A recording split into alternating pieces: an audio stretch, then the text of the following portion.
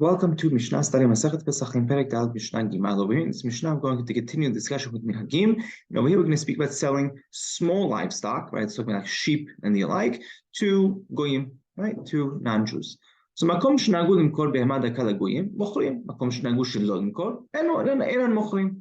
Right, a place where they would sell these small livestock to goyim, you're allowed to sell. A place where they wouldn't sell, you're not allowed to sell. Right, and again, you're not allowed to change. Right, you can deviate from the norm. Right, because we don't want to cause machloket. Now, what could be the issue with selling animals to goyim? Right. Actually, before we jump into that, let's just read one more line.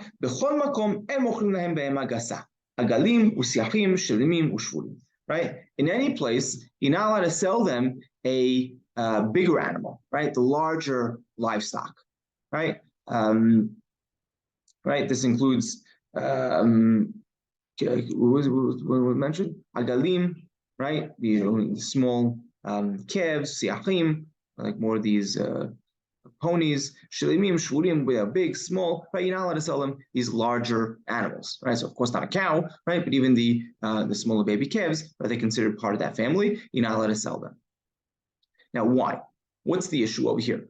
Siachim, by the way, I think, and donkeys, right? So what's the issue over here? The issue here is you're not allowed to work your animal on Shabbat. Now, we know you're not a person not allowed to work the animal on Shabbat because the pasuk says,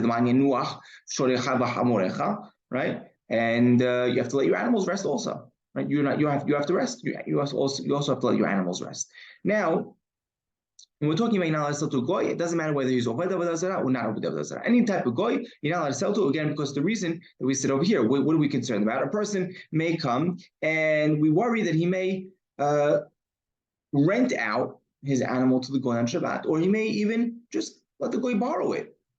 And the goy is going to use it on Shabbat, and then in the end, this Jew's animal is not resting on Shabbat. Thirdly, we also worry that he may sell it to a goy on Erev Shabbat, right? Then change his mind, right? Not like it, and start to call out after his animal, and his animal is going to recognize the owner's voice, is going to come running back after him, and that would be violating the laws of Mechamer Ahar Behemto B'Shabbat, right? Literally causing your animal to come back. You're working your animal on Shabbat, and therefore the Behemah Gasa, everyone agrees the larger animal is not allowed, and there's also an implication that is allowed. And what is that? When would it be allowed? A person is allowed to sell his animal.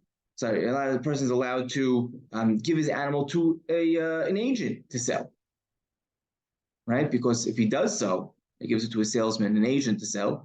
Over here, we got around every single issue, right? We don't. We're not worried about you selling it to a goy on Erev Shabbat because, again, he's not going to come chasing back after you because he doesn't recognize that agent's voice. We also don't worry about him lending it out or renting it out because he doesn't have permission to do that. He only has permission to sell it, right? So in that case, that would be allowed.